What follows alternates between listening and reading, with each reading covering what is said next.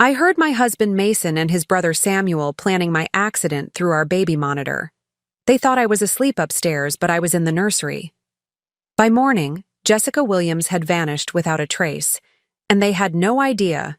Their perfect victim had become their worst nightmare. 3 days. That's how long it's been since I disappeared from my own life. Since I heard the two men I trusted most in this world calmly discussing the best way to kill me. 3 days since I learned that my loving husband of 8 years and his devoted brother had been planning my death with the same casual tone they'd used to discuss weekend fishing plans.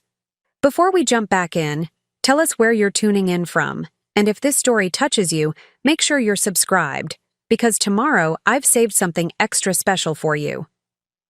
I'm sitting in a rental car outside a coffee shop in Portland, Oregon, 400 miles from the life I knew in Sacramento, watching the rain streak down my windshield as I plan my next move. But before I tell you how I'm going to destroy them, let me take you back to that moment when everything shattered. The moment when Jessica Williams, the trusting wife and successful real estate developer, died, and someone much more dangerous was born.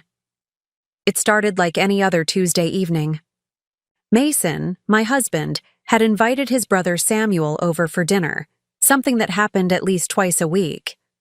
Samuel, recently divorced and struggling with his construction business, had been leaning on us heavily for both emotional and financial support. I'd been nothing but welcoming, even lending him $50,000 to keep his company afloat when the banks turned him down. I was supposed to be at my evening yoga class, had been going religiously every Tuesday for 3 years. But that night, I'd felt exhausted. The stress of managing my latest development project, a luxury condominium complex worth $12 million, had been weighing on me. So I'd texted my instructor, claiming a headache, and decided to surprise Mason with his favorite home-cooked meal instead.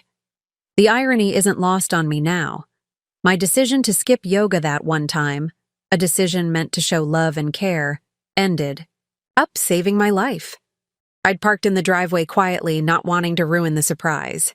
Our house, a beautiful craftsman-style home in one of Sacramento's most prestigious neighborhoods, had always felt like a sanctuary. Now it feels like a crime scene.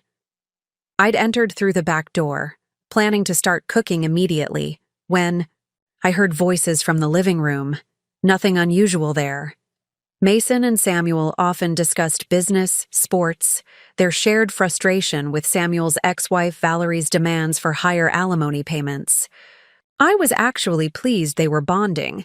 Samuel had been in a dark place since his divorce finalized 6 months ago.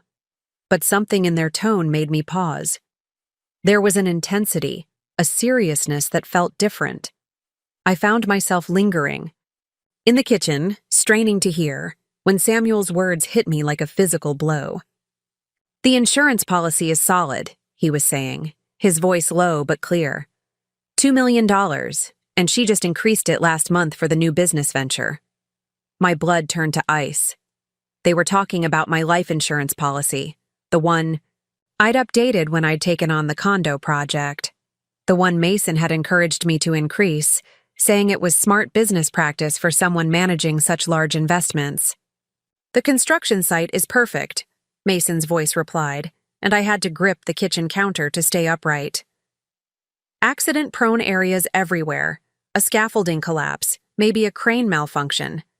Samuel, you know those sites better than anyone." Samuel, my brother-in-law, whom I'd trusted, whom I'd helped financially, whom I'd welcomed into our home like family. He was planning to kill me at one of his construction sites. "When?" Samuel asked, and the casual nature of the question made my stomach lurch. "Soon. The condo project closes escrow next month. Once that's finalized and the money hits our accounts, we move. Jessica's been so stressed about the project lately, working late, visiting the sites constantly. No one would question her being there after hours." I realized with growing horror that they'd been watching me, studying my patterns, noting my habits. Every late evening I'd spent at the construction site, every time I'd mentioned feeling overwhelmed by the project's demands, they'd been cataloging it all, building their narrative. What about afterward? Samuel continued. The investigation, the questions? Mason's laugh was cold, unfamiliar. Two grieving brothers, devastated by the loss of a beloved wife and sister-in-law. You'll inherit the construction company expansion. Loan will take out in Jessica's name next week. I'll inherit everything else. We'll sell this house, the business, everything. Split it down the middle like we always planned. Like they always planned. The words echoed in my mind. How long had they been planning this? Months, years? She trusts us both completely, Samuel added, and I could hear the smile in his voice. Never suspects a thing. Still thinks I'm the struggling, grateful brother-in-law who needs her help. The baby monitor. I suddenly realized why I could hear them so clearly. We'd bought it 6 months ago when we'd started trying for children, installing the receiver in the kitchen so I could hear if there were any issues while I was cooking. The base unit was in the living room, where they were sitting, planning my murder. Technology meant to protect future children was instead revealing a plot to ensure I'd never have them. I stood frozen in my own kitchen, listening to the two most important men in my life dissect my value like a business transaction. Mason mentioned my recent doctor's appointments. I'd been having some minor health issues, stress-related, my physician had said. Nothing serious, but they'd been planning to use even that against me, perhaps claiming I'd been disoriented or careless. Every gesture of love, every moment of trust, every financial decision I'd made to help Samuel.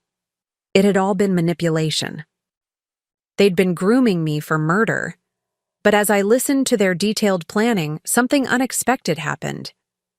The shock began to crystallize into something harder, colder. I'm a successful businesswoman, someone who's built a multi-million-dollar real estate empire from nothing. I didn't get here by being passive or helpless. And I certainly didn't survive the cutthroat world of property development by letting people take advantage of me. If Mason and Samuel thought they were hunting a helpless victim, they were about to learn how wrong they were. I slipped out of the house the same way I'd entered, my mind already racing with possibilities. They wanted Jessica Williams dead. Fine, she could disappear. But what they'd created in her place would be something much more dangerous. By dawn, I was gone, leaving behind only questions and a mystery that would soon become their worst nightmare. Because sometimes the best way to win a game is to stop playing by the rules your opponents expect. The first 24 hours after my disappearance were the most critical. While Mason and Samuel were probably just realizing something was wrong, I was already 3 moves ahead, systematically dismantling the life that Jessica Williams had built while creating something entirely new. I'd driven through the night, my hands steady on the wheel despite the adrenaline coursing through my veins. The rental car, paid for with cash from an emergency fund Mason didn't know existed, carried me north on Interstate 5, while my phone, deliberately left behind on my nightstand, would show my last location as our bedroom. Let them wonder. If I'd been taken, if I'd run, or if something worse had happened. The beauty of being a real estate developer is that you understand the value of preparation and contingency planning. 3 years ago, when I'd first started working on major projects, I'd opened a separate business account under my maiden name, Jessica Chen. Nothing illegal, just a precaution in case I ever needed to handle transactions without Mason's involvement. The account had grown quietly, fed by small percentages from each successful project. Now, that forgotten account contained nearly $200,000. Money that didn't exist in Mason's world, money that would fund my new life and, eventually, their destruction. By Tuesday morning, I was checking into a modest hotel in Portland under my maiden name, paying cash for a week's stay. The desk clerk, a tired-looking woman named Nikita, barely glanced at my identification. To her, I was just another business traveler. She had no idea she was helping a dead woman disappear. I spent the first day in that hotel room, methodically, planning. Preparing and narrating this story took us a lot of time, So if you are enjoying it, subscribe to our channel. It means a lot to us. Now back to the story. Mason would wake up expecting to find me gone for my morning run, a routine I'd maintained for 5 years. When I didn't return by 9 a.m., he'd start calling. By noon, he'd be genuinely worried. By evening, he'd involve the police. But here's what Mason didn't know about his devoted wife. I'd been documenting everything for years. Not because I suspected him, my trust had been complete and devastating, but because successful business requires meticulous records.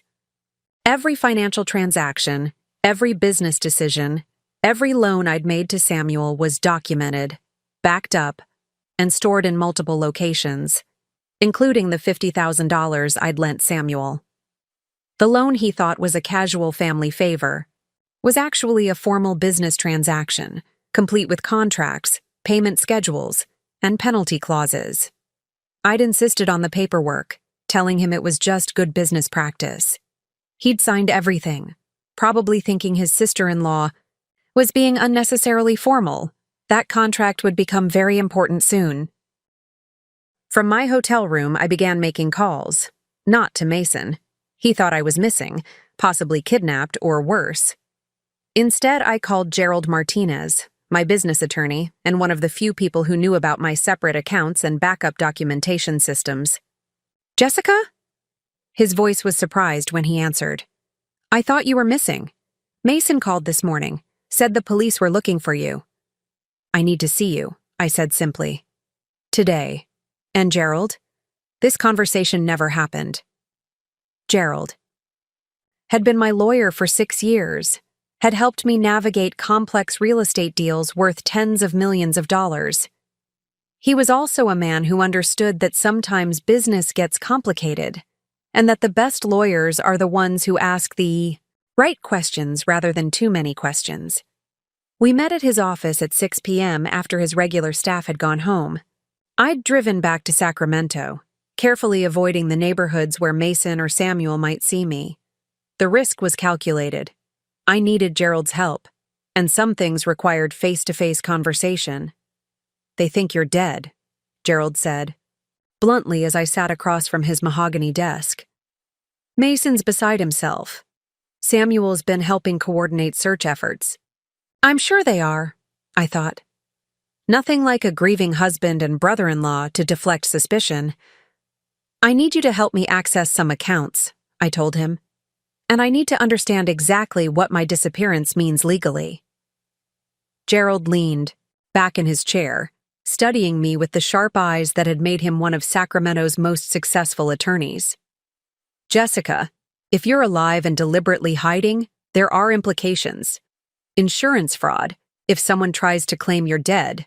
Abandonment issues if Mason tries to claim desertion. What if I had evidence that my life was in danger? That my disappearance was necessary for my safety? His expression shifted. That changes everything. Self-preservation isn't abandonment. And if you can prove threat or conspiracy. He paused. What kind of evidence are we talking about? I pulled out a small digital recorder, one I'd purchased that morning with cash. The kind that puts people in prison. For the next 2 hours, I played Gerald's selected portions of what I'd recorded through the baby monitor. I'd been smart enough to use my phone to record their conversation, creating a digital backup before I'd fled. His face grew increasingly grim as he listened to Mason and Samuel casually discussing my murder. This is conspiracy to commit murder, he said quietly. Jessica, you need to go to the police immediately. No, my voice was firm. The police will arrest them, they'll get lawyers, and maybe they'll plea bargain their way to reduced sentences. Maybe the evidence gets challenged. Maybe they claim it was just dark humor or fantasy. Then what do you want? I looked out Gerald's office window at the Sacramento skyline, the city where I'd built my business empire, where I'd thought I'd found love and family. I want them to destroy themselves. I want them to reveal exactly who they are, in a way that leaves no room for doubt or legal maneuvering. That's dangerous, Jessica. If they realize you're alive and know about their plan, Then they'll have to decide whether to run or double down. Either way, they lose. Gerald was quiet for a long moment. Finally, he spoke. What do you need? From me?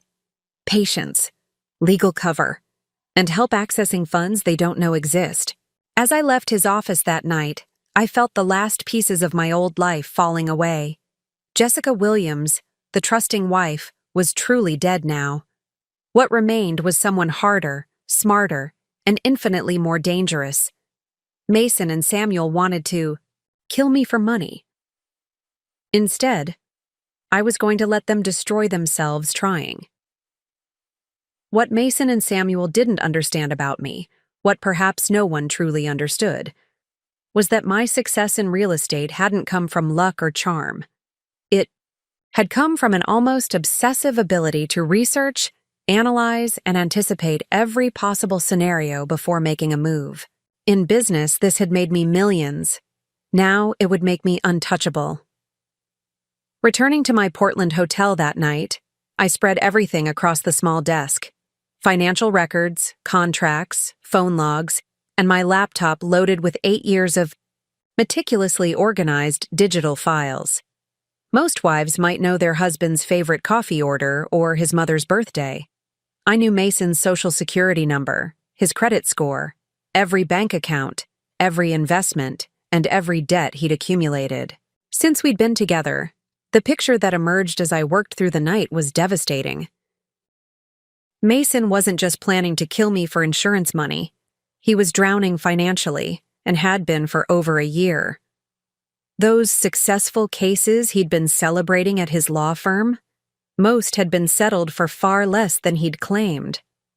The expensive dinners, the new car, the designer suits.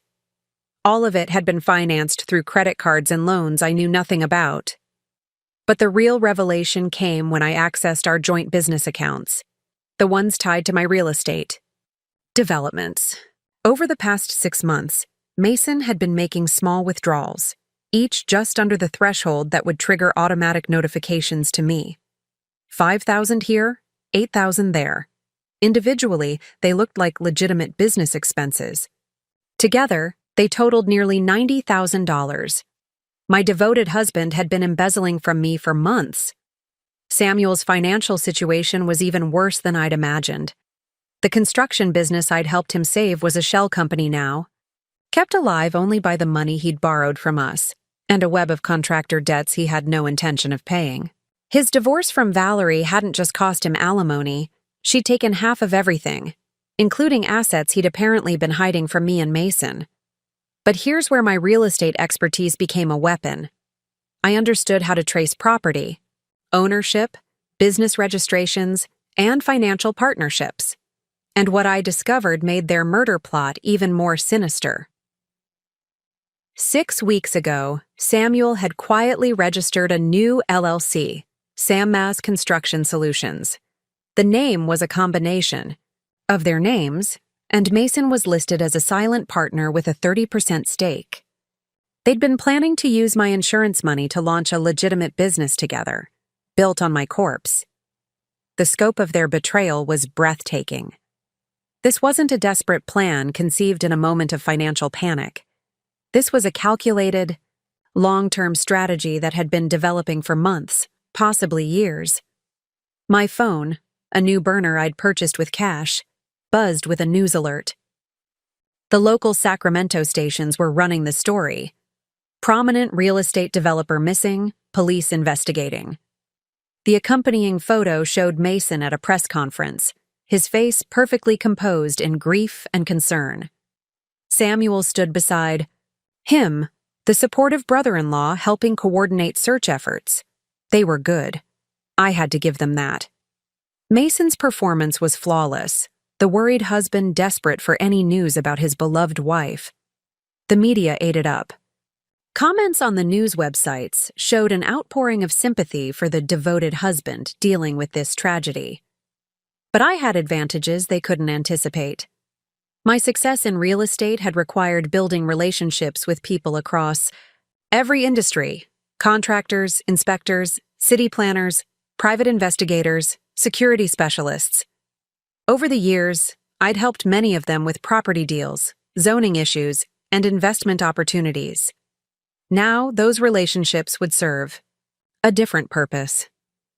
Andy Richardson had been Sacramento's most sought-after private investigator before he'd retired 2 years ago. I'd helped him find the perfect property for his security consulting business, and he'd saved me hundreds of thousands on a development deal by uncovering hidden environmental issues before I'd committed to purchase. I called him at midnight. Jessica. Chen, he said, using my maiden name immediately. He was the kind of man who understood that when someone called at midnight using a different name than usual, there were reasons. I heard about your situation. I need help, Andy. The kind of help that stays completely confidential. What kind of help? The kind that involves watching people who think they're very clever. We met the next morning at a diner in a small town outside Sacramento. Andy was exactly as I remembered. Mid-50s, gray hair, eyes that noticed everything and revealed nothing. He listened without interruption as I explained the situation, playing him portions of the recorded conversation. You want surveillance on your husband and his brother, he said when I finished.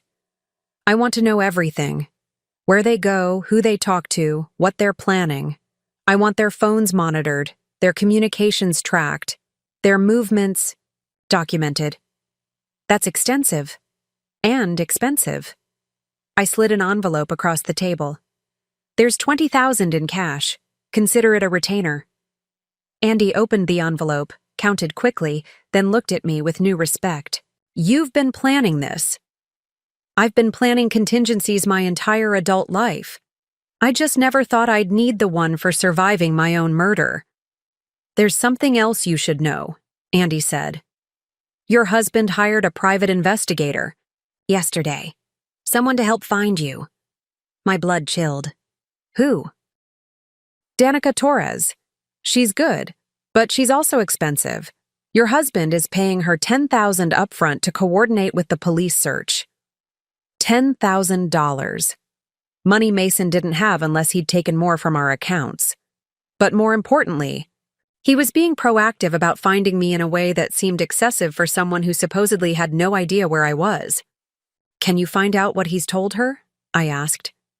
I can do better than that. Danica and I worked together for 15 years before I retired.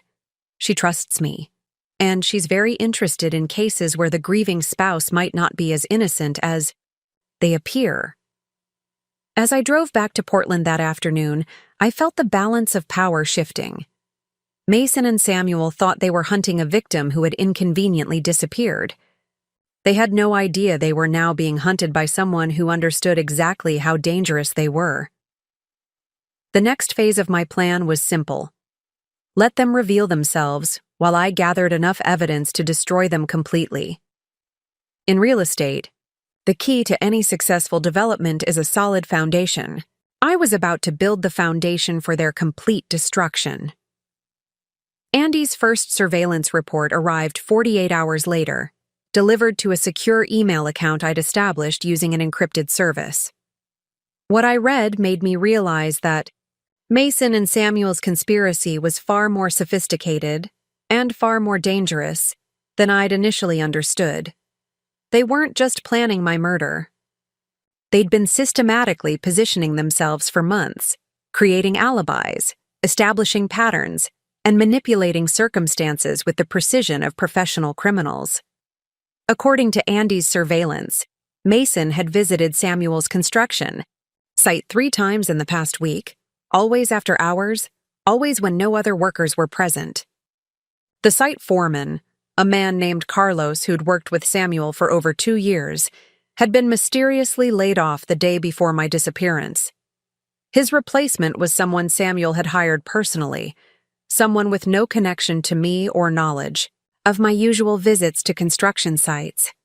But the most chilling detail was what Andy had discovered about my life insurance policy. Your husband didn't just encourage you to increase your coverage, Andy's report stated. He specifically researched accidental death benefits and had multiple conversations with the insurance agent about scenarios that would trigger double indemnity clauses. The agent remembers him being particularly interested in workplace accidents and the timeline for investigations. Double indemnity. If my death appeared accidental, Mason wouldn't just inherit $2 million, he'd receive $4 million. And workplace accidents, especially in construction, were notoriously difficult to investigate thoroughly. I was sitting in a small cafe in Portland, reading this information on my laptop, when my new phone rang. The number was local Sacramento, someone I didn't recognize. "Is this Jessica Chen?" The voice was female, professional, unfamiliar. My heart stopped. Only a handful of people knew I was using my maiden name, and most of them had no reason to. "Call me." "Who is this?" "Danica Torres. I'm a private investigator working on your case. Your husband hired me to help find you." I almost hung up immediately, but something in her tone made me pause. There was an edge to her voice, a carefully controlled tension that suggested this wasn't a routine call. "What do you want?" "I want to meet. Alone. There are things about this case that aren't adding up, and I think you might have answers." It was a trap. It had to be. Mason had somehow discovered I was alive and had sent his hired investigator to flush me out.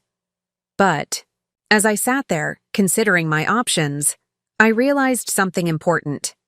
If Danica Torres was calling me, it meant she'd found me through methods that had nothing to do with Mason's help. "How did you get this number?" "Bank records from your maiden name account, hotel registration in Portland, security camera footage from the coffee shop where you met with Andy Richardson." Her voice was matter-of-fact. "You're good at disappearing, but you're not invisible. Not to someone who knows how to look." Andy. She'd followed Andy, which meant she was better than he'd anticipated. But it also meant she was working independently, not just following Mason's directions. "What makes you think this case doesn't add up?" I asked carefully. "Your husband's financial records, his behavior during interviews, the timeline of events leading up to your disappearance." She paused. "And the fact that someone matching your description used a credit card under your maiden name to rent a car in Sacramento 2 hours before you were officially reported missing. She was good, dangerously good, which meant I had a choice. Treat her as an enemy and try to evade her, or find out if she might be an ally. Where do you want to meet?" Powell's Books, downtown Portland. 1 hour. Come alone, and come prepared to explain why your loving husband has been lying to me since the moment he hired me. I spent the drive to Powell's analyzing every possible scenario. If this was a trap, I was walking into it with my eyes open. If it wasn't, I might be about to gain a powerful ally with skills I desperately needed. Danica Torres was waiting in the rare books section, a woman in her 40s with sharp eyes and an immediately recognizable intelligence.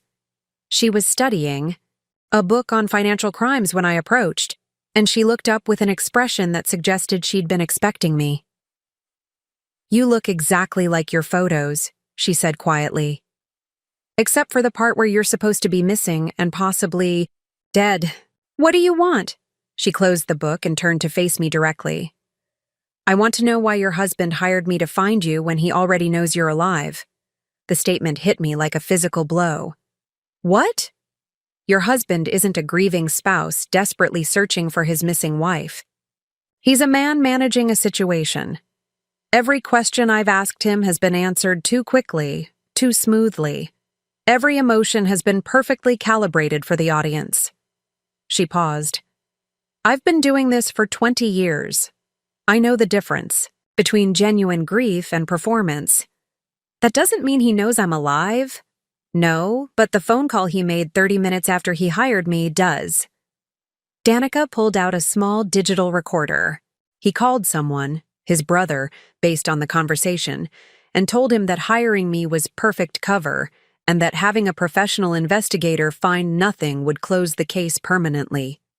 My mind raced. Mason hadn't hired Danica to find me. He'd hired her to fail to find me, creating official documentation that I'd simply vanished without a trace. "They're planning to wait," Danica continued. "Let the investigation go cold. Let the media attention die down. Then, in a few months, they'll have me declare the case unsolvable and recommend that you be declared legally dead." "Why are you telling me this?" Danica smiled grimly. "Because I don't like being used. And because I've spent the last 3 days researching your husband and his brother. What I've found suggests they're planning something that goes way beyond insurance fraud." She handed me a manila folder. "Samuel's construction company has been bidding on city contracts using falsified safety records and non-existent insurance policies. Your husband has been helping him navigate the legal requirements, and they've been using your real estate connections to secure projects." I opened the folder and found photocopies of contracts, bidding documents, and safety inspections. All fraudulent, all carrying my business license numbers as a reference for credibility. They've been using my reputation to commit fraud for over a year, and if any of their projects fail, if anyone gets hurt, if any investigations happen, all the liability traces back to you. Your business license, your insurance, your professional reputation. The scope of their betrayal kept expanding. They weren't just planning to kill me for insurance money. They'd been destroying my professional life, ensuring that even if I somehow survived their murder attempt, I'd be financially and legally ruined. But as I sat there, absorbing the full magnitude of their conspiracy, I felt something unexpected. Relief, because now I knew exactly how to destroy them. Danica and I spent the next 3 hours in a corner booth at a quiet restaurant, spreading documents across the table like generals planning a war. What she'd uncovered in just 72 hours of investigation was staggering. A web of corruption that extended far beyond Mason and Samuel's plan to murder me. "Your husband's law firm doesn't know about any of this," Danica explained, pointing to a series of contracts.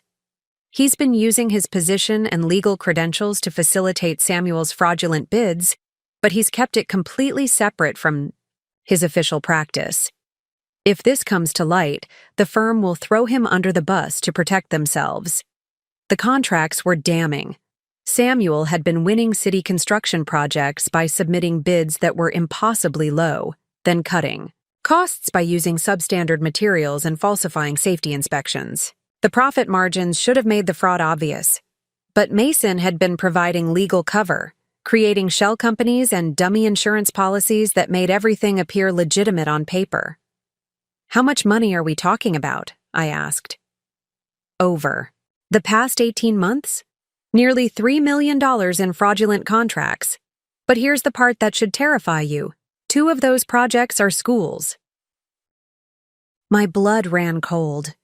They weren't just stealing money. They were putting children's lives at risk with substandard construction. The elementary school renovation in South Sacramento, the new gymnasium at Lincoln High School. Both projects carried Samuel's signature and my business license as a credibility reference.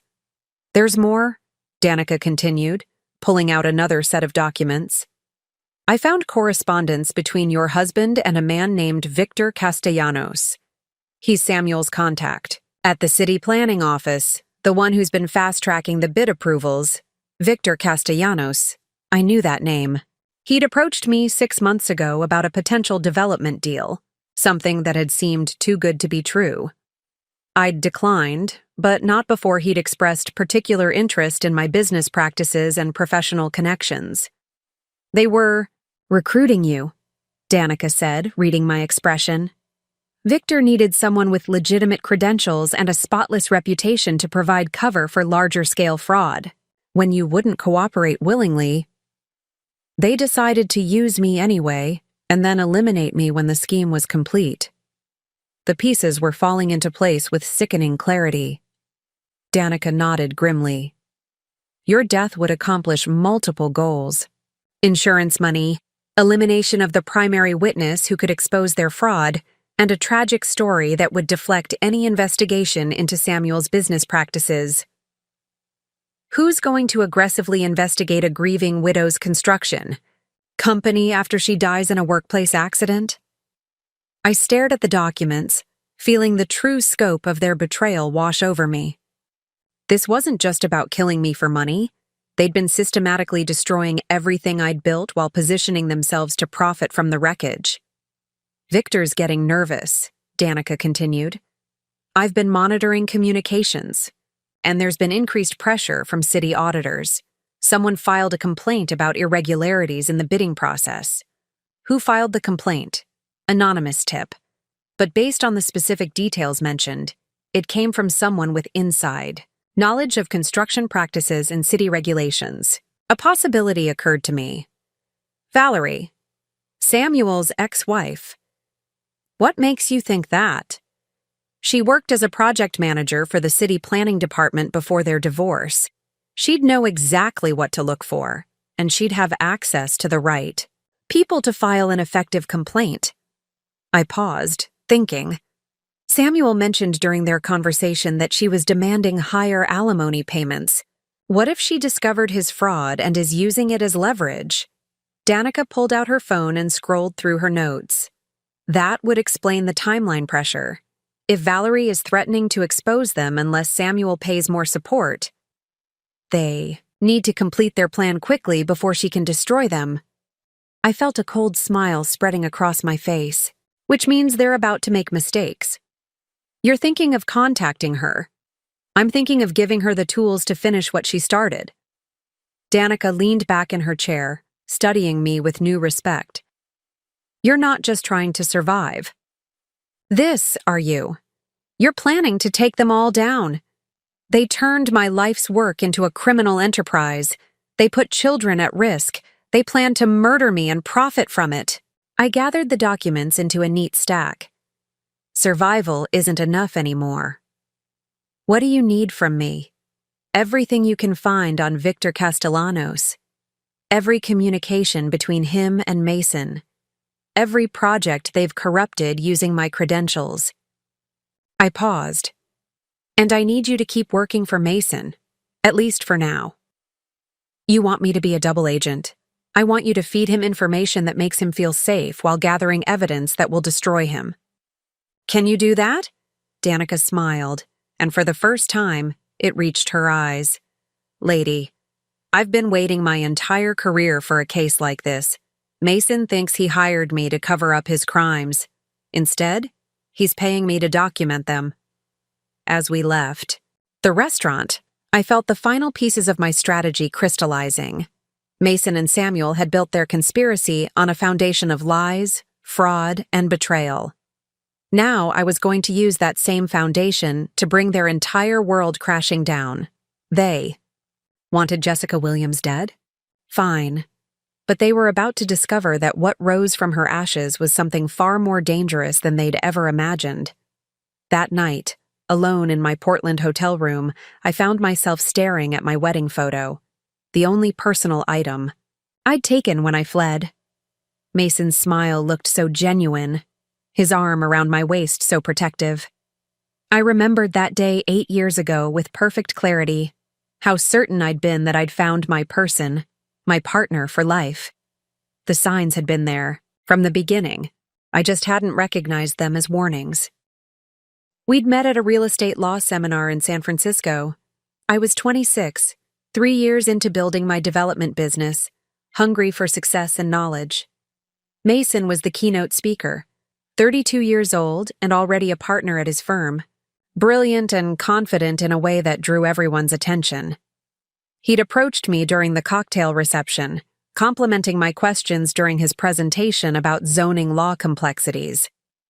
"You're Jessica Chen," he'd said, as if my name carried weight.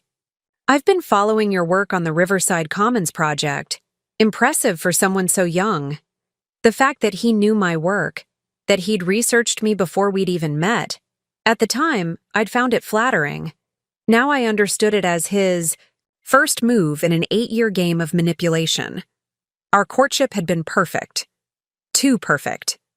Mason had been attentive without being clingy, successful without being arrogant, supportive of my career while maintaining his own ambitions.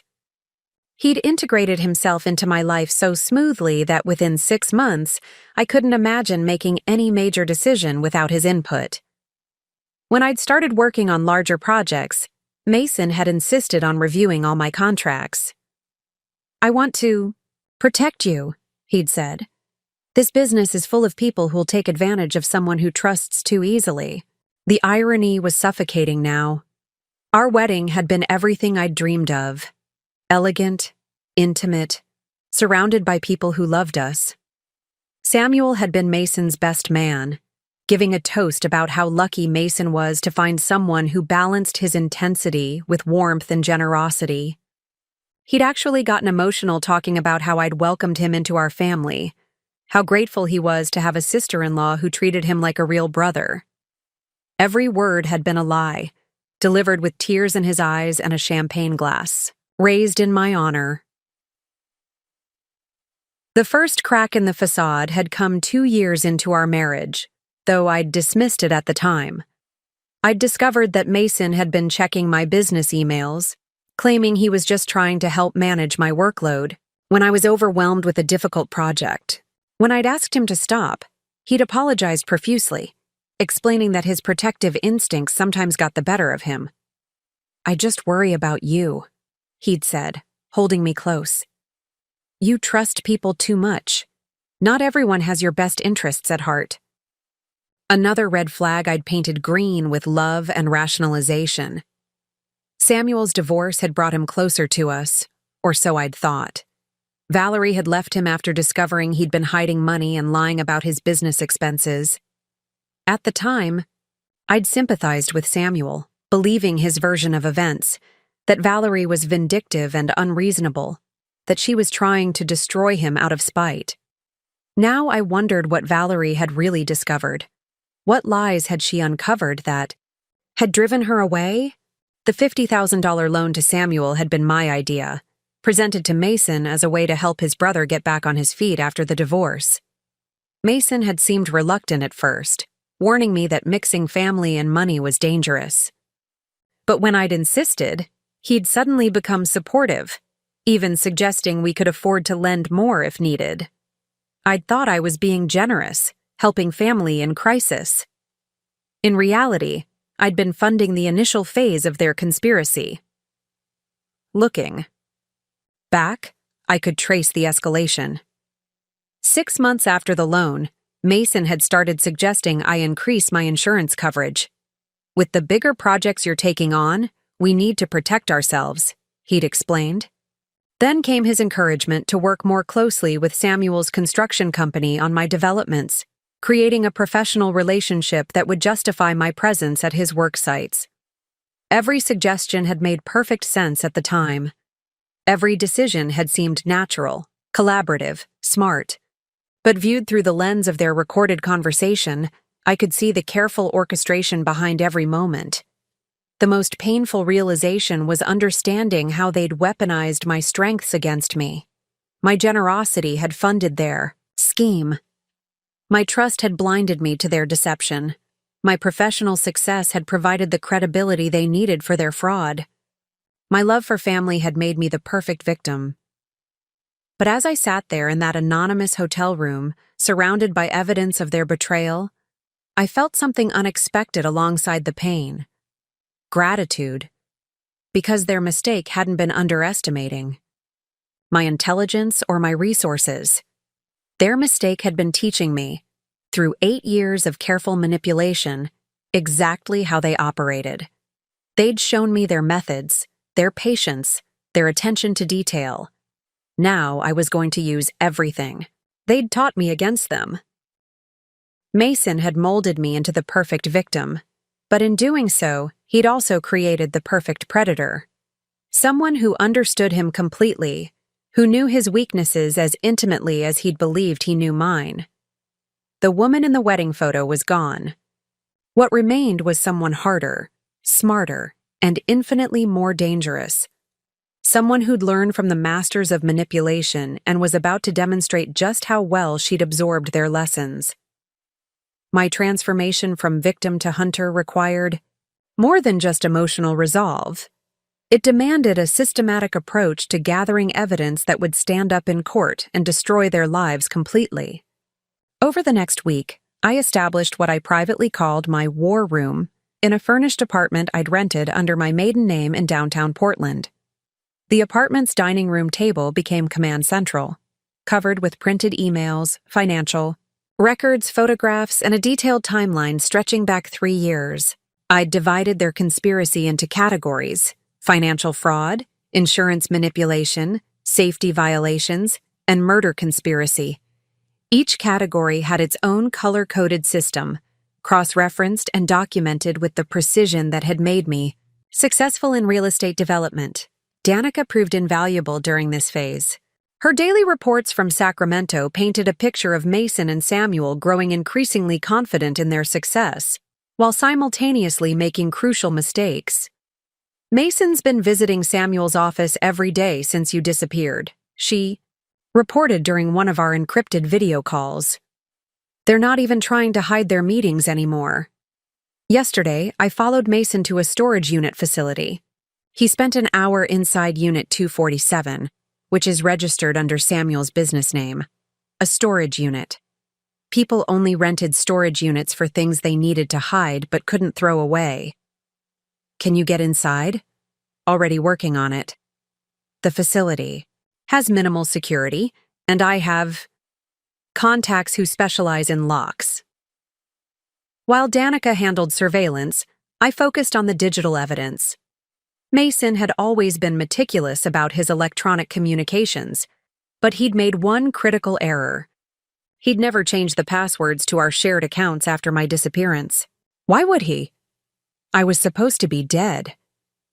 Through our joint credit card statements, I could track every suspicious purchase from the past 6 months. A payment to a mechanic shop that specialized in brake systems, the same week before my accident was supposed to happen. Cash withdrawals that coincided with Samuel's meetings with Victor Castellanos. Payments to a company called Mountain Safety Solutions that, when I researched it, turned out to be a front for purchasing untraceable equipment. But the most damning evidence came from an unexpected source: Mason's law firm's internal email system.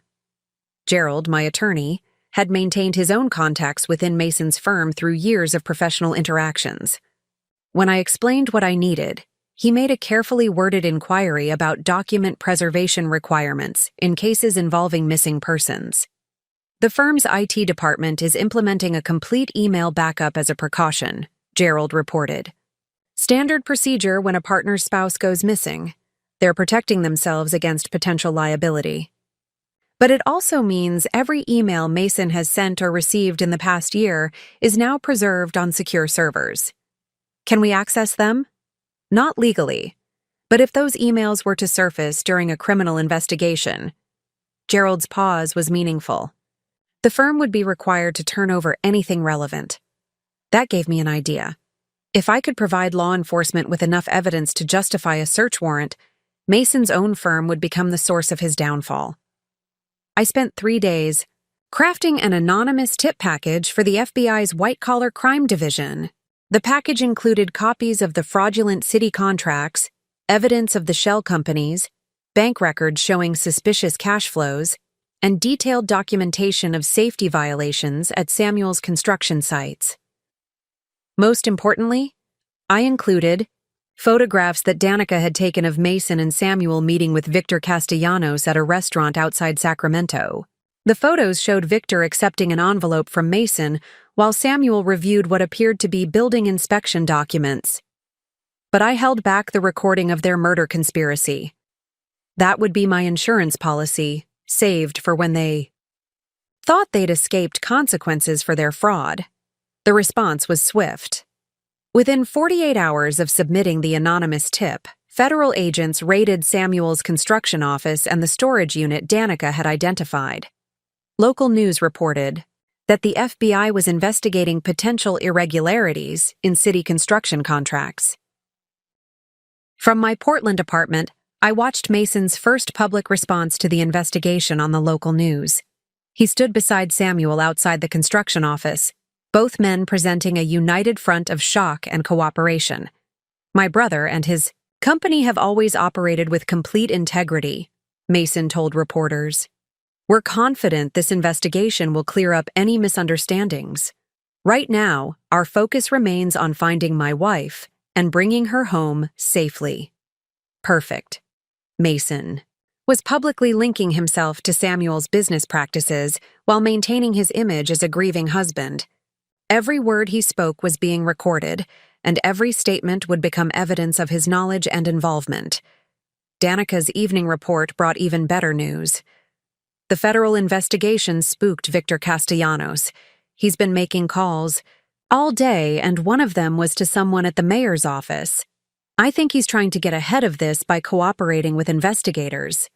A cooperating witness with inside knowledge of their scheme would be devastating for Mason and Samuel. But I needed to ensure that Victor's cooperation led to the right conclusions. Can you get close enough to Victor to influence what information he shares? Already on it. He's scared, which makes him predictable. Give me 48 hours. As I prepared for bed that night, I felt the momentum shifting decisively in my favor. Mason and Samuel had built their conspiracy in secret, confident that their careful planning would protect them. They were about to learn that the most dangerous enemy is the one you create yourself. The federal investigation had an immediate domino effect that neither Mason nor Samuel had anticipated. Within 72 hours of the FBI raid, their carefully constructed world began unraveling in ways that went far beyond what I'd initially set in motion. Danica's morning call brought the first major breakthrough. Victor Castellanos didn't just cooperate with the FBI. He's singing like a canary in a coal mine. Turns out your husband and Samuel weren't his only clients. She'd managed to position herself close enough to Victor during his federal questioning to overhear critical details. The corruption scheme involved at least 6 other construction companies and reached into multiple city departments. Mason and Samuel weren't the masterminds they thought they were. They were mid-level players in a much larger conspiracy. The feds are calling it Operation Clean Foundation, Danica continued. They're looking at construction fraud totaling over $20 million across the past 3 years. Your husband just became a person of interest in a federal racketeering investigation. But the most shocking revelation came from an unexpected source. Valerie, Samuel's ex-wife, had contacted the FBI independently. She's been documenting Samuel's illegal activities since before their divorce, Danica explained. Bank records, recorded conversations, photographs of falsified inspection documents. She's got enough evidence to put him away for 20 years, and she's been waiting for the right moment to use it. Valerie hadn't just discovered Samuel's fraud, she'd been building a case against him for over 2 years. Her divorce demands weren't just about alimony. They were about keeping Samuel distracted while she gathered evidence that would eventually destroy him. I felt a grudging respect for my former sister-in-law. While I'd been playing the trusting wife, she'd been playing a much longer, more patient game. Does she know about the murder plot? I asked. Not yet, but she wants to meet with you. The meeting was arranged for the next evening at a small wine bar in Portland's Pearl District. Valerie looked older than I remembered, stress etched in lines around her eyes, but there was a steely determination in her posture that I recognized, the look of someone who'd been pushed too far and was finally pushing back. I know you're alive, were her first words as she sat down across from me, and I know why you disappeared. She pulled out a digital recorder, identical to the one I'd used to capture Mason and Samuel's conversation. I've been monitoring Samuel's phone calls since our divorce was finalized. Last Tuesday night, he called Mason in a panic about the Jessica problem and whether they needed to accelerate the timeline. My blood ran cold. They'd been discussing my murder on monitored phone lines, too arrogant or desperate to maintain proper operational security. Why didn't you warn me? Valerie's expression hardened. Because I tried to warn you 3 years ago and you didn't listen. When I told you Samuel was stealing from his clients, you defended him. When I mentioned that Mason was asking suspicious questions about your business practices, you said I was being paranoid because of my divorce. She was right. I remembered those conversations now, colored by my loyalty to Mason and my sympathy for Samuel. Valerie had tried to open my eyes, and I'd dismissed her concerns as the bitter accusations of an angry ex-wife. I decided the only way to stop them was to gather enough evidence to destroy them completely, she continued. Your disappearance just accelerated my timeline. Valerie spread her own collection of documents across the table: bank records, recorded phone calls, photographs, business documents. Her evidence was even more comprehensive than mine, spanning years of Samuel's criminal activities and Mason's involvement in covering them up. They killed someone else, she said quietly. The words hit me like a physical blow. What? 2 years ago, a city inspector named Roberto Martinez, who was getting too close to their safety violations. He died in a car accident. Brake failure. On a mountain road. The police ruled it accidental. She handed me a police report and insurance documents. Roberto Martinez, 43 years old, married with 2 children. He'd been investigating irregularities in Samuel's construction projects when his car went off Highway 50, killing him instantly. The brake failure was identical to what they planned for you, Valerie explained. Same mechanic shop did the work, same type of accident, same insurance investigator who ruled it mechanical failure rather than sabotage. I stared at the documents, feeling sick. They hadn't just been planning my murder. They'd already committed murder to protect their scheme. Roberto Martinez had died because he'd been doing his job too well. Why didn't you take this to the police? Because I needed more than suspicion. I needed absolute proof, and I needed to make sure they couldn't escape or destroy evidence when the walls closed in. Valerie's smile was cold and satisfied. Which is exactly what's happening now. The federal investigation had spooked other participants in the corruption scheme. 3 more city employees had been arrested, and 2 additional construction companies were under investigation.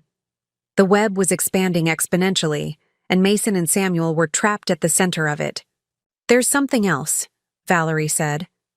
Samuel's been trying to contact you. What do you mean? He's been calling your old phone number, leaving voicemails, panicked messages about needing to fix things and make this right. He thinks you might be hiding rather than dead, and he's terrified you're going to surface and destroy him. Perfect! Samuel's panic was making him sloppy, leaving electronic evidence of his desperation. Every voicemail he left was another piece of evidence demonstrating his consciousness of guilt. What do you want from me? I asked. I want you to help me finish this. Together, we have enough evidence to put them both away for life, but I want to make sure they pay for Roberto Martinez too. As I shook hands with Valerie, I realized that Mason and Samuel's biggest mistake hadn't been underestimating me. It had been creating too many enemies. They'd built their conspiracy on a foundation of betrayal and murder, and now every person they'd wronged was closing in on them. The hunters had become the hunted, and they didn't even realize it yet.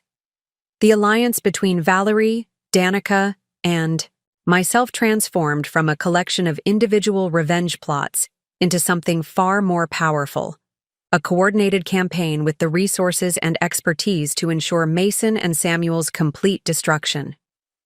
We established our headquarters in my Portland apartment, creating what Valerie dubbed the Sisterhood of Betrayed Wives and Fed-Up Investigators. The dining room table expanded to accommodate 3 laptops, multiple phones, and an ever-growing collection of evidence that now filled 4 large boxes. Our first strategic meeting revealed the full scope of what we were dealing with. Valerie's 2 years of patient documentation had uncovered financial crimes totaling over $8 million. Danica's professional surveillance had mapped the entire network of conspirators and their methods. My real estate expertise had identified the technical aspects of their fraud that would be most damaging in court. We need to coordinate our revelations, I explained, pointing to a timeline we'd constructed on the wall. If we dump everything at once, they might find ways to compartmentalize the damage or blame everything on the federal investigation. But if we release information strategically, We control the narrative, Danica finished. Each revelation builds on the last one, creating a cascade effect they can't manage. Valerie pulled out her phone and scrolled through a list of contacts. I still have friends in the city planning department, people who worked with Roberto Martinez before he was killed. They want justice for him, but they've been afraid to speak up because they didn't have protection. What kind of protection do they need? Witness protection, legal immunity, guarantee that their testimony won't cost them their jobs. Valerie paused. The corruption goes deeper than just Samuel's company. Roberto was investigating a systematic pattern of bribery and safety violations that involves people with real power in this city. That explained why the federal investigation had moved so quickly. The FBI hadn't just stumbled onto a local construction fraud. They'd uncovered a corruption network that threatened public safety on a massive scale. Danica's phone buzzed with an encrypted message. Andy Richardson just sent an update from Sacramento. Mason's getting desperate.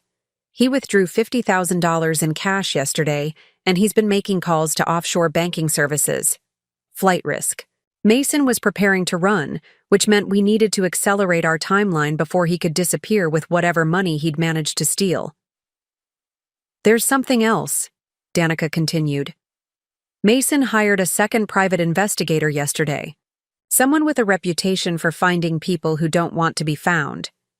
He's escalating, I realized. He knows I'm alive, and he's moving from trying to cover up my disappearance to actively hunting me. Valerie's expression turned grim. Samuel's been asking questions about untraceable cell phones and fake identification documents. They're not just planning to run, they're planning to eliminate loose ends before they go. The room fell silent as the implications settled in. I wasn't just a missing person anymore. I was a threat that needed to be neutralized. They'd evolved from planning my murder for insurance money to planning my murder for survival. We need law. Enforcement protection, Danica said. Real protection, not just surveillance. And we need to make our move before they make theirs, I added. Valerie stood up and walked to the window, looking out at the Portland skyline. I have a contact at the U.S. Attorney's Office, someone who worked on Roberto's case before it was closed. She never believed the accident theory, but she couldn't prove murder without more evidence. What's her name? Assistant U.S. Attorney Nikita Patel. She specializes in public corruption cases, and she's been watching the federal investigation with interest. If we can give her everything we have, properly documented and legally obtained, she can build a case that goes beyond financial fraud to include murder and conspiracy. Danica finished. I felt the pieces clicking into place. We weren't just seeking revenge anymore. We were seeking justice for Roberto Martinez and protection for ourselves. The federal investigation had given us the perfect cover to surface with our evidence without appearing to be the primary sources. What? Do we need to make this work? Valerie returned to the table and pulled out a legal pad. First, we need to ensure all our evidence is properly documented and authenticated. Second, we need witness protection for everyone involved. Third, we need to coordinate with the federal investigation so our evidence supports, rather than compromises, their case. And fourth, Danica added, we need to move fast. My sources say Mason's planning something for this weekend. Whatever he's planning, it's big enough that he's brought in outside help. Outside help. Professional criminals, most likely. Mason had gone from lawyer to conspirator to someone willing to hire killers. The escalation was terrifying, but also revealing. He was making choices that would leave more evidence and involve more people who could eventually testify against him. Contact your U.S. attorney friend, I told Valerie. Set up a meeting for tomorrow. Tell her we have evidence in 3 separate murder cases and a federal corruption investigation. 3 murder cases? Roberto Martinez, the murder they planned. For me, and whatever they're planning for this weekend. I looked at both women, feeling the weight of what we were about to unleash. We're not just taking down Mason and Samuel anymore. We're taking down everyone who helped them, everyone who looked the other way, and everyone who profited from Roberto's death. Valerie smiled grimly. Good. It's time these people learned that some women don't just disappear quietly. As we prepared for what would likely be our final meeting before surfacing with our evidence, I felt something I hadn't experienced since that night I'd overheard their murder plot. Hope. We weren't victims anymore. We were justice. The meeting with Assistant U.S. Attorney Nikita Patel took place in a secure conference room at the Federal Building in Portland. She was younger than I'd expected, maybe 35, with sharp eyes that missed nothing, and a reputation for building airtight cases against public corruption. "Before we begin," she said, reviewing the preliminary documents Valerie had provided, "I need to understand why you're coming forward now, and why you chose to disappear rather than immediately contact law enforcement." I'd prepared for this question, knowing that my decision to vanish would require explanation. Because I needed to gather evidence without alerting the conspirators.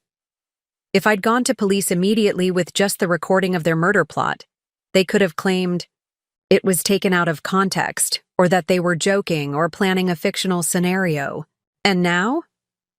Now we have 2 years of documented financial crimes, evidence of a prior murder, and proof of a systematic corruption network that's been operating under federal jurisdiction. I gestured to the boxes of evidence we'd brought. Now, we have a case that can't be dismissed or plea bargained away. Nikita spent the next 3 hours reviewing our evidence with the intensity of a surgeon examining X-rays. She asked pointed questions about chain of custody, legal acquisition methods, and corroborating witnesses. By the time she finished, I could see the excitement building behind her professional composure. "This is extraordinary," she said finally. "You've essentially conducted a parallel investigation that supports and extends the federal case we've been building.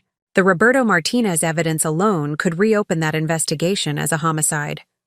What do you need from us?" "Formal statements, witness protection arrangements, and coordination with ongoing federal operations." She paused, studying me carefully. "But there's something else. We believe your husband and his brother are planning to flee the country this weekend. We've been monitoring their communications and financial activities." My blood chilled. "They're running?" "Worse. Based on intercepted communications, we think they're planning to eliminate potential witnesses before they go. That includes you, once they locate you, and possibly Valerie." Valerie leaned forward. "What kind of communications?" "Samuel made contact with someone the FBI has been tracking, a man who specializes in making people disappear permanently. The arrangement appears to be for multiple targets." The room fell silent as the implications sank in. Mason and Samuel weren't just planning to escape, they were planning to murder anyone who could testify against them. "How much time do we have?" Danica asked. "The intercepted communications suggest they're moving this weekend. Today is Thursday, which gives us less than 48 hours to coordinate a response that protects witnesses while preserving the integrity of multiple investigations." Nikita opened her laptop and began typing rapidly. "Here's what we're going to do. First, all 3 of you go into immediate protective custody. Second, we accelerate the federal case timeline and move to arrest the primary conspirators before they can flee or harm anyone. Third, we use your evidence to expand the charges to include murder conspiracy and witness intimidation." "What about the hired killer Samuel contacted?" "That's already being handled. The person Samuel thinks he hired actually works for the FBI. We've been running a sting operation targeting people who hire contract killers, and your husband and brother-in-law just walked into it." I felt a surge of satisfaction. Mason and Samuel's paranoia and desperation had led them directly into a federal trap. Their attempt to solve their problems with murder had instead provided law enforcement with ironclad evidence of conspiracy to commit murder. "There's one more thing," Nikita continued. "We'd like you to make contact with Mason, under controlled circumstances, with full surveillance and protection. If we can get him to admit to the murder plot or discuss the Roberto Martinez killing on tape, you want me to wear a wire? We want you to have a conversation that gives him the opportunity to confess, threaten you, or otherwise incriminate himself. The recording you already have is powerful, but a direct admission to you would be devastating in court. The idea terrified and exhilarated me in equal measure. After weeks of hiding, gathering evidence, and planning from the shadows, I would finally confront Mason directly. But this time, I would be protected, prepared, and in control. How would it work? We arrange for Mason to discover your location through channels that won't compromise the investigation. He comes to confront you, thinking he has the advantage. Instead, he finds himself in a controlled environment where every word is recorded and federal agents are positioned to intervene if necessary. Valerie reached across the table and squeezed my hand. You don't have to do this. We have enough evidence to convict them without putting you at risk.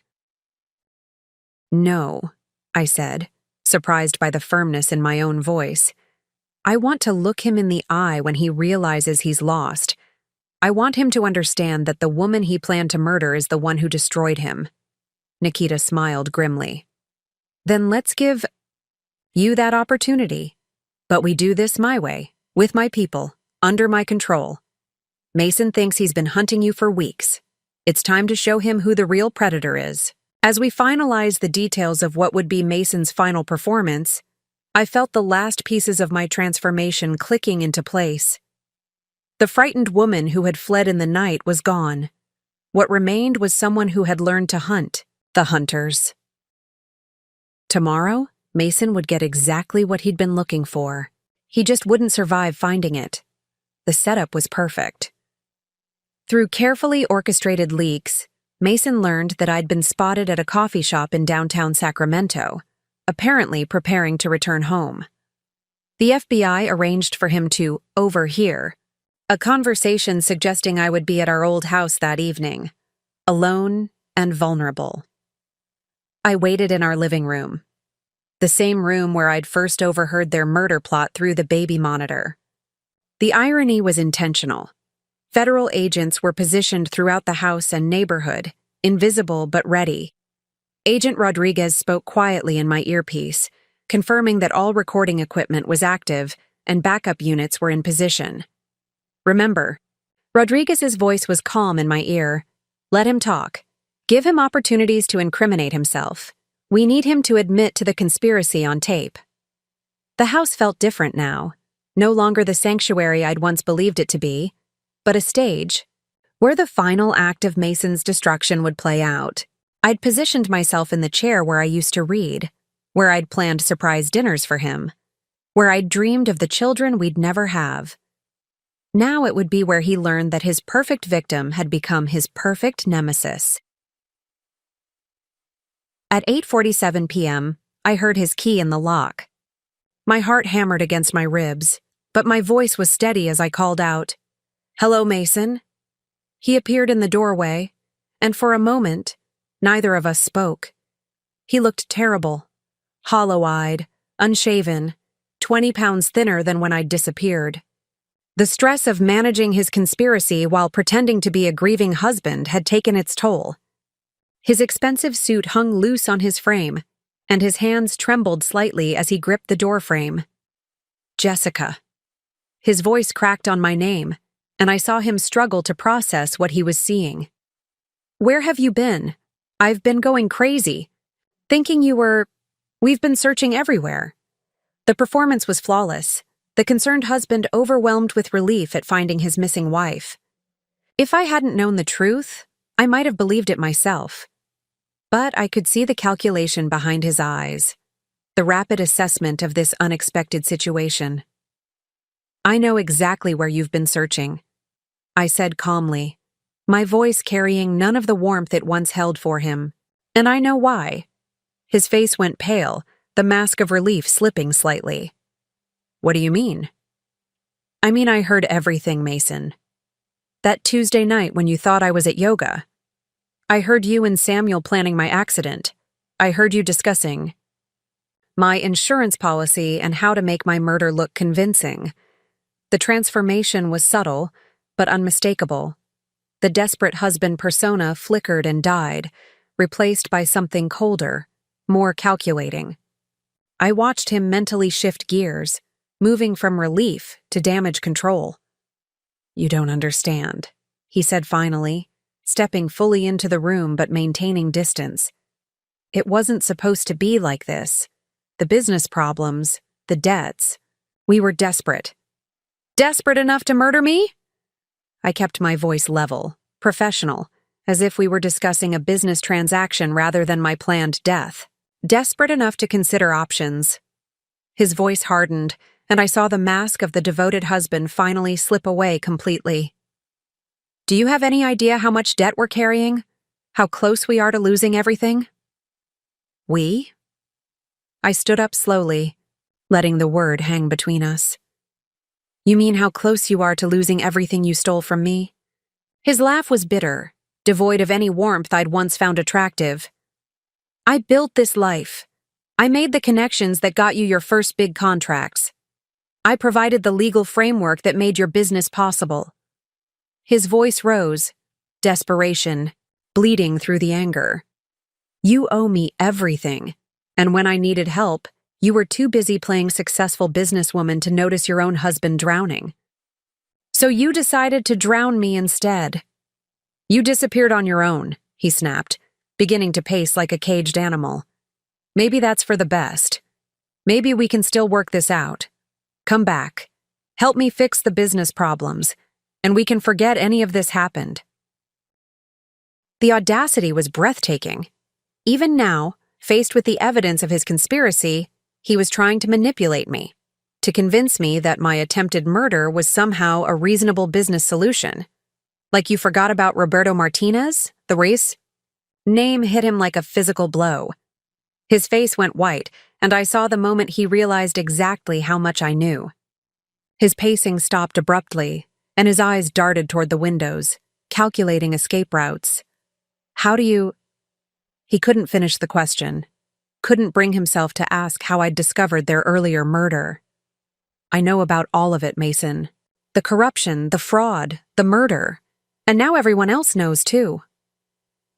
The room fell silent, except for the sound of his ragged breathing. I could see him processing the implications, understanding that this wasn't a reconciliation or even a confrontation. It was a trap that had been months in the making. "You've been alive this whole time," he said slowly, the pieces clicking into place. "You've been watching us, gathering evidence." "Learning from the best," I replied. "You taught me everything I needed to know about patience, planning, and playing. The long game." As if summoned by my words, FBI agents stepped into the room from multiple entrances.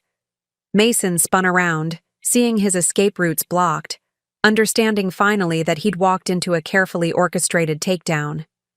"Mason Williams," Agent Rodriguez announced, stepping forward with handcuffs ready.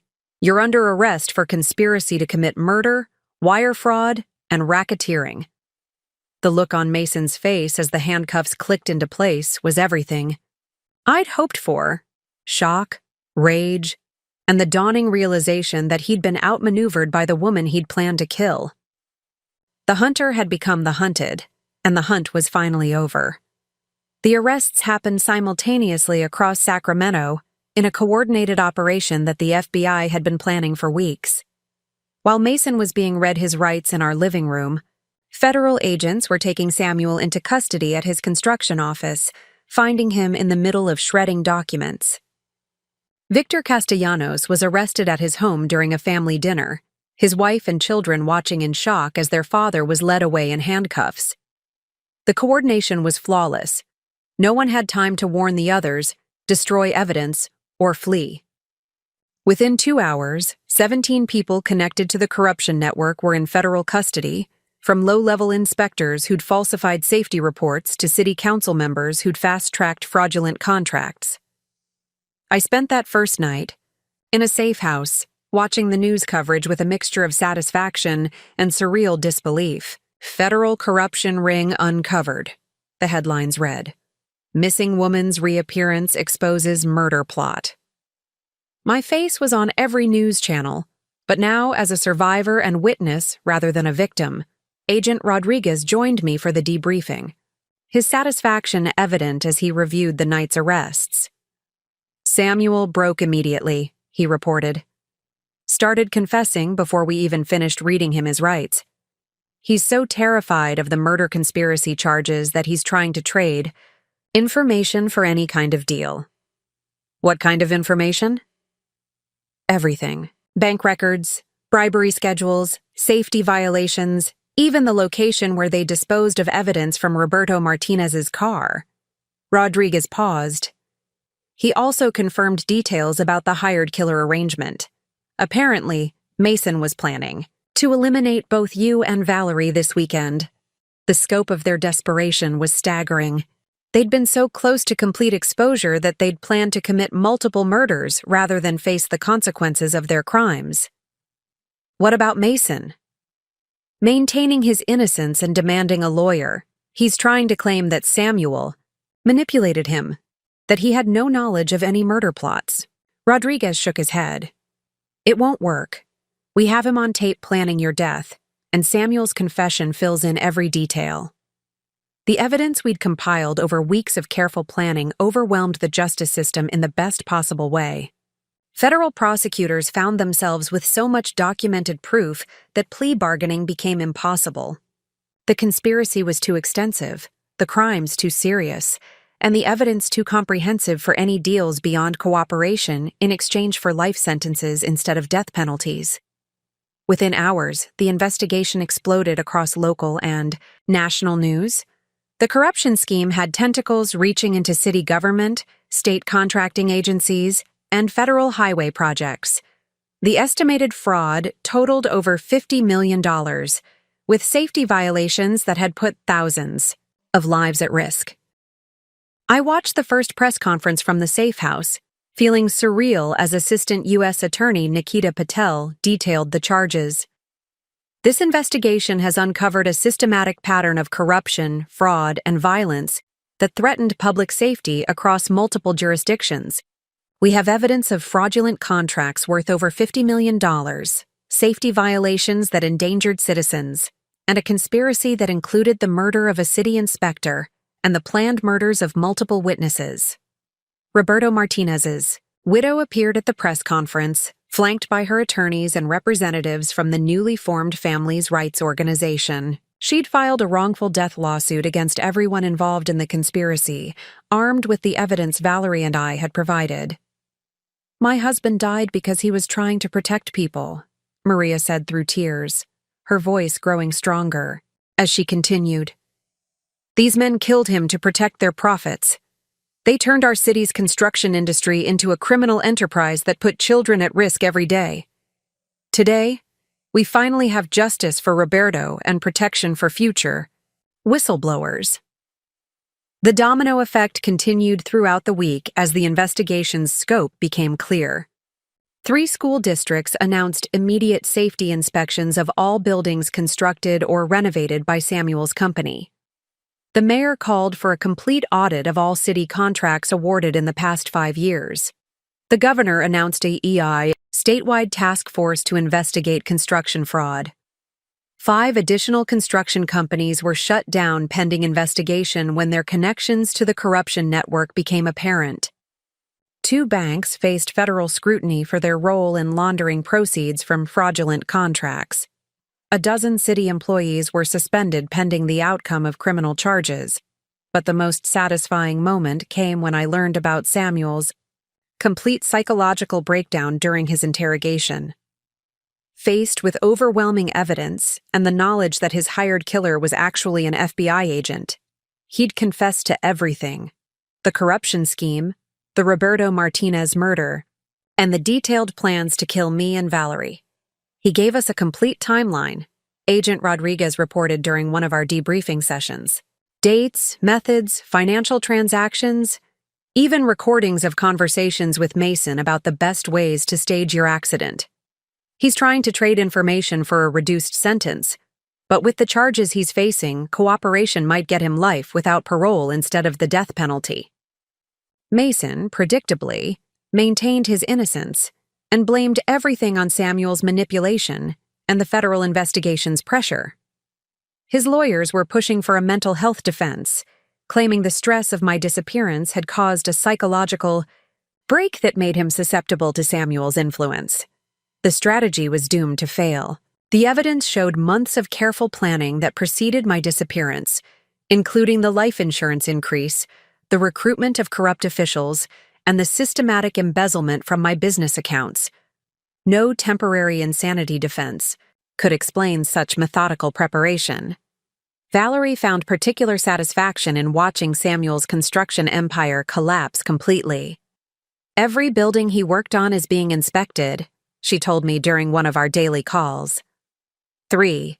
Schools have been evacuated pending safety reviews. The city is facing hundreds of millions in liability because they trusted his fraudulent certifications. The investigation had taken on its own momentum, growing beyond anything Mason and Samuel could have anticipated when they'd first planned my murder. Their attempt to solve their problems with violence had instead created a federal case that would reshape Sacramento's entire construction industry and serve as a model for corruption investigations nationwide. The weeks following the arrests brought a systematic dismantling of everything Mason and Samuel had built on lies and violence. But my victory wasn't passive. I actively orchestrated each revelation to maximize damage and ensure no aspect of their corruption escaped consequences. Working with Gerald, my attorney, I filed a comprehensive civil lawsuit that went beyond simple recovery of stolen funds.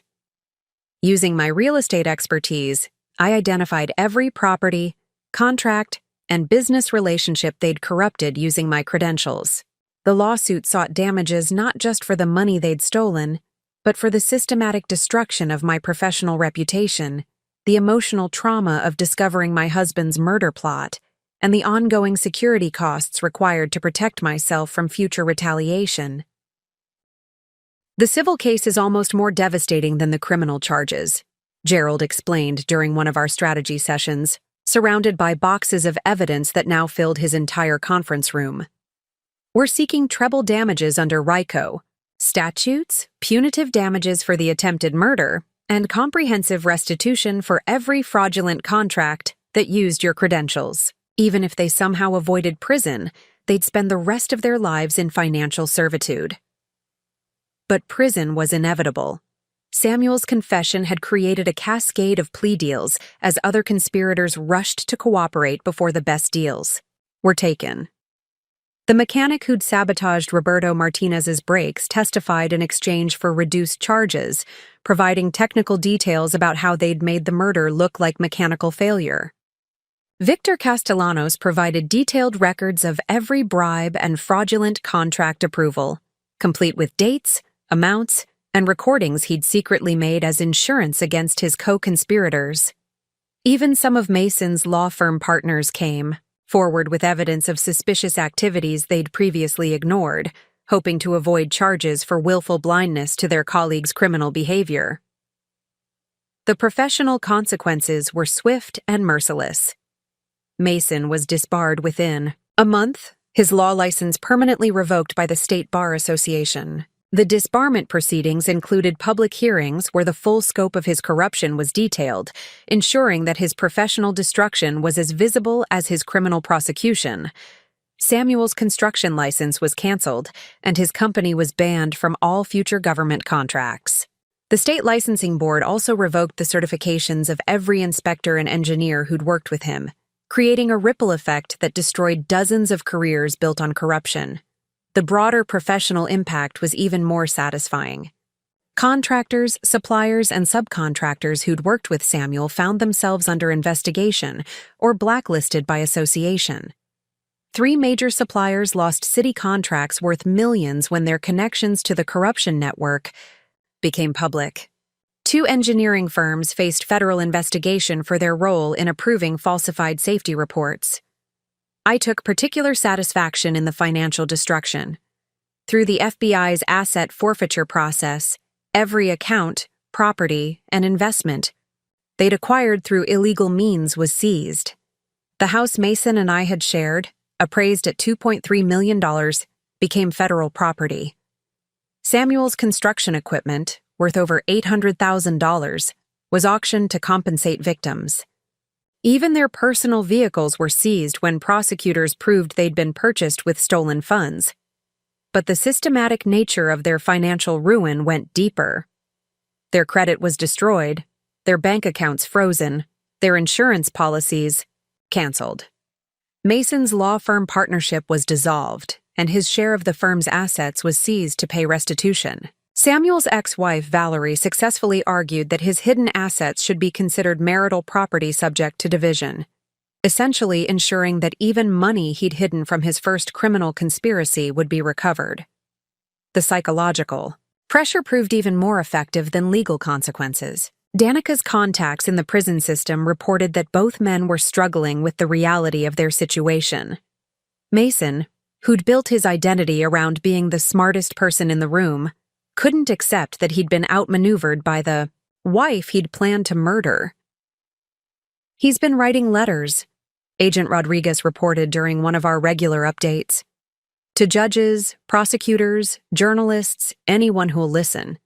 He's trying to claim that you orchestrated this entire situation, that you somehow manipulated Samuel into the murder plot to frame him."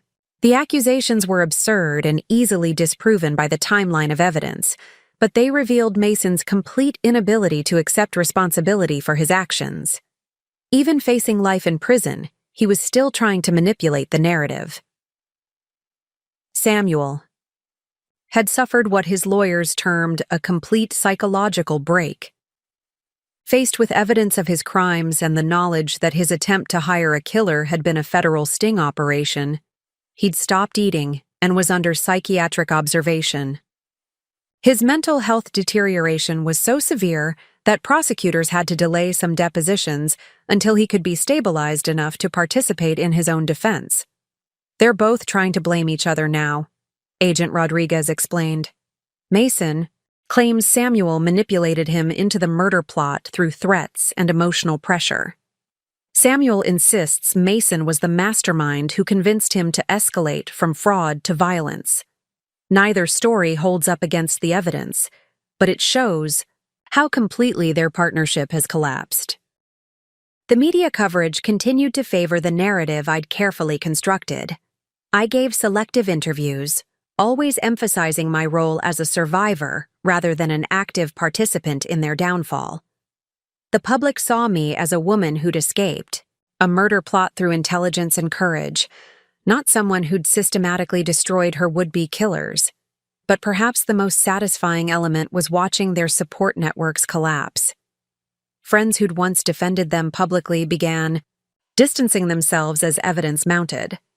Extended family members changed their names to avoid association. Professional colleagues deleted social media connections and refused to provide character references. Mason's brother, who lived in Denver, publicly denounced him and changed his phone number to avoid media calls. Samuel's elderly parents issued a statement expressing their horror at their son's crimes and their support for his victims. Even their former law school and business school classmates organized to remove their names from alumni publications. They'd built their conspiracy on the assumption that they could control the narrative and eliminate witnesses. Instead, they'd created a story that would follow them for the rest of their lives. A story where they were the villains and I was the survivor who brought them to justice. The trial began 18 months after my disappearance, in a federal courthouse packed with media, victims' families, and federal agents who'd worked the case. I sat in the front row of the gallery, no longer hiding, no longer afraid. Mason and Samuel, dressed in orange jumpsuits and shackled at their ankles, couldn't meet my eyes. The prosecution's opening statement was devastating. U.S. Attorney Nikita Patel methodically outlined the conspiracy, using our carefully gathered evidence to paint a picture of systematic corruption that had culminated in murder. She played the recording of Mason and Samuel planning my death, their casual discussion of insurance payouts and accident scenarios echoing through the silent courtroom. The defendants didn't just plan to steal money, Patel told the jury. They planned to steal a life. Jessica Williams wasn't just their victim, she was their cash cow, their credibility shield, and ultimately, their intended murder victim. They turned trust into a weapon and love into a trap. The evidence presentation took 3 weeks. Bank records showing systematic theft. Safety inspection documents proving their willful endangerment of public safety. Phone records documenting their coordination with corrupt city officials. And finally, the recording of their murder plot, played multiple times as prosecutors highlighted specific phrases that proved premeditation. Samuel's defense attorney attempted to portray him as a desperate man manipulated by his more sophisticated brother-in-law. The strategy collapsed when prosecutors presented evidence of Samuel's independent criminal activities, including bribes he'd paid before ever involving Mason. Mason's defense was even more pathetic. His lawyers claimed he'd been driven to temporary insanity by financial stress and my disappearance. The argument crumbled when prosecutors demonstrated the months of careful planning that had preceded my vanishing, including the life insurance increase and the recruitment of corrupt officials. The most powerful moment came when I took the stand. I'd prepared for this testimony for months, working with prosecutors to ensure every word carried maximum impact. "When did you first realize your husband was planning to kill you?" Patel asked. "The moment I heard him discussing my insurance policy. Through our baby monitor," I replied, my voice steady and clear. "He was talking about my death like a business transaction. My murder was just another item on his agenda." "What went through your mind in that moment?" "That the man I'd loved and trusted for 8 years had never existed. That I'd been married to a stranger who saw me as a resource to be exploited and ultimately eliminated." Mason's cross-examination was brief and ineffective. His attorney couldn't challenge my testimony without highlighting the evidence of his client's guilt. Every question they asked gave me another opportunity to detail their conspiracy. The jury deliberated for less than 6 hours. When they returned, the forewoman's voice was firm and clear. Guilty on all counts. Mason showed no emotion as the EI verdicts were read. Samuel broke down completely, sobbing as he realized his life was effectively over. The families of their victims, Roberto Martinez's widow, the residents of buildings with compromised safety features, the taxpayers who'd funded their fraudulent contracts, finally had their justice. During the sentencing phase, I delivered my victim impact statement. I looked directly at Mason as I spoke, ensuring he understood the full scope of his failure. "You taught me that some people view love as weakness and trust as opportunity," I said. "But you also taught me that survivors can be more dangerous than victims, and that justice is always worth the wait." Judge Morrison sentenced Mason to life, without parole plus 20 years. Samuel received life with the possibility of parole after 30 years. Both men would die in federal prison. The sentencing brought closure, but the true resolution came in the months that followed as I rebuilt not just my life, but my understanding of who I'd become through this ordeal. The woman who walked out of that courthouse was fundamentally different from the one who'd fled in terror 18 months earlier. The financial recovery exceeded even Gerald's optimistic projections. The civil lawsuit resulted in a $12 million judgment, though collecting from 2 men serving life sentences proved largely symbolic. More significant was the recovery of assets through the federal forfeiture process and the insurance settlement that paid out after the criminal convictions made Mason's murder plot undeniable. I used the money to establish the Roberto Martinez Foundation, dedicated to construction safety advocacy and supporting families of workers killed by corporate negligence. Roberto's widow, Maria, became the foundation's first director, channeling her grief into ensuring no other family would suffer as hers had. The professional vindication was equally important. Every construction project that had been compromised by Samuel's fraud was rebuilt to proper safety standards, funded by the city's settlement payments. My business license was not only restored, but came with a formal acknowledgement from the state licensing board that I'd been the victim of identity fraud, rather than a willing participant in corruption. Valerie and I maintained our alliance, though it evolved from conspiracy to genuine friendship. She'd used her portion of the recovered assets to start a consulting firm that helped municipalities identify and prevent construction fraud. Turns out being married to a criminal gives you unique insights into how they operate, she told me, with dark humor. Danica had parlayed her role in the investigation into a position with the FBI's white-collar crime division. Her expertise in uncovering financial conspiracies made her invaluable to federal investigators, and she'd already broken 2 more corruption cases using techniques we'd developed together. The media attention gradually faded, but not before the case became a textbook example taught in law schools and business ethics courses. Students studied how a trusted relationship could be weaponized for fraud and murder, and how one person's refusal to be a victim could bring down an entire criminal network. The psychological healing took longer. I underwent extensive therapy to process not just the trauma of discovering the murder plot, but the deeper betrayal of realizing my entire marriage had been a manipulation. Dr. Sarah Chen, no relation despite the surname, specialized in helping survivors of intimate partner violence understand that they weren't responsible for their abuser's choices. "You didn't create Mason's criminality by being successful or generous," she reminded me during one session. "His decision to see you as a target rather than a partner reveals his character, not yours." The most profound change was in how I approached relationships. I'd learned to trust my instincts, to verify rather than assume, and to maintain independence even within intimate partnerships. The skills I'd developed during my disappearance, surveillance, evidence gathering, strategic thinking, became permanent parts of my personality. 6 months after the sentencing, I received an unexpected letter from Mason in prison. He'd written to apologize, to claim he'd found religion and realized the magnitude of his crimes. I read it once, then burned it. Some apologies come too late and cost too much to mean anything.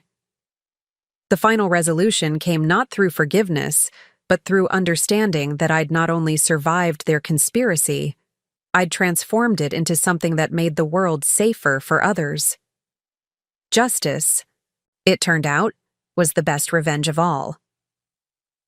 3 years after that night when I heard my own murder being planned, I stood in the conference room of my new company, looking out at Sacramento's skyline. The view was different from this building. Cleaner somehow, as if the corruption that had once tainted the city's construction industry had been literally washed away. My new firm, Phoenix Development Solutions, had become one of California's most respected real estate companies, built on a foundation of absolute transparency and ethical practices that I'd learned were more than just good business. They were survival skills.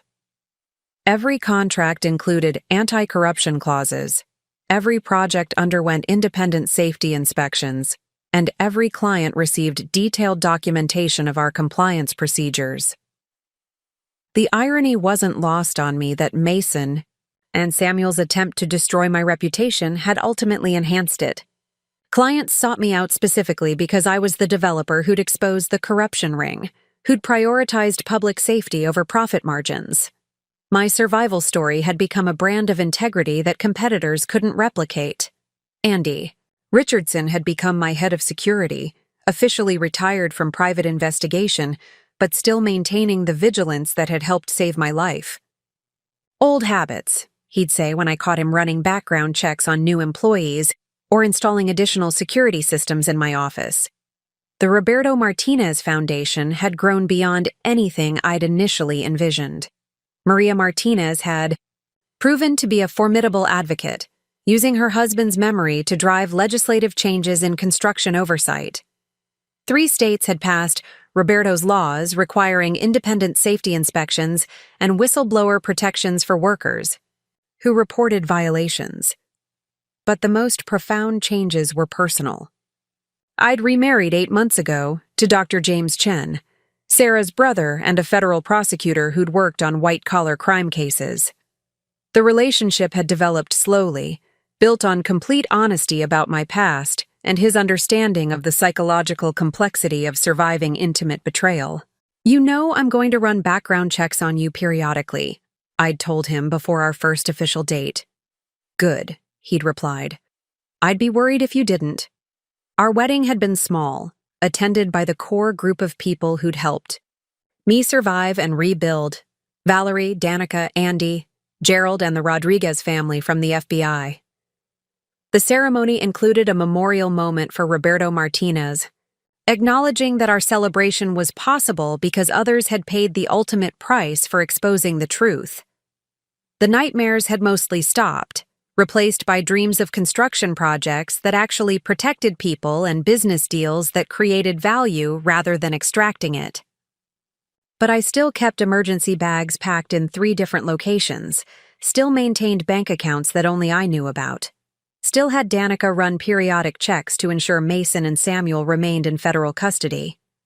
Some lessons, once learned, become permanent parts of your operating system. Last week, I received a letter from a woman in Phoenix whose husband had been embezzling from her business while planning to leave her for his secretary. She'd read about my case and wanted advice on protecting herself while gathering evidence. I called her that same day, because the most important thing I'd learned wasn't just how to survive betrayal. It was how to use that survival to help others. Mason had tried to make me a victim, but instead he'd created something much more dangerous. A woman who understood exactly how predators operated and was willing to teach others to recognize the signs. The woman who'd disappeared in fear had been replaced by someone who made fear disappear for others. Jessica Williams was dead, but what had risen from her ashes was something Mason could never have anticipated. A protector who'd learned from the masters of manipulation and chose to use those skills to expose rather than exploit. Sometimes the best revenge isn't just surviving. It's thriving in ways your enemies never thought possible. Up next, you've got 2 more standout stories right on your screen. If this one hit the mark, you won't want to pass these up. Just click and check them out. And don't forget to subscribe and turn on the notification bell so you don't miss any upload from us.